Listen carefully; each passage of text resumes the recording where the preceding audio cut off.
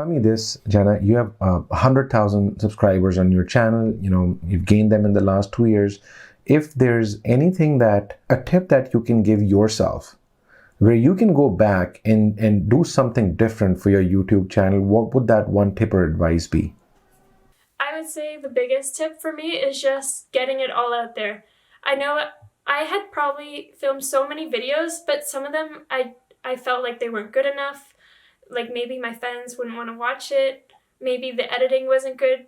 And so I just kind of stopped myself, and I stopped myself from putting it out there. But really, I think my biggest advice is if you're thinking of being a YouTuber, you should just put it out there. I've heard so many people say that they want to be a YouTuber, and for years they don't post a single video. Honestly, just put yourself out there. It's not going to be perfect because there's no such thing as perfection. You might say things wrong in your video. In my marker video, I actually pronounced the brand of my markers wrong, and I could have just deleted the video, but I kept it up there, and I in the comments I fixed myself. But I know we've all done silly mistakes. There's no such thing as perfection. So right.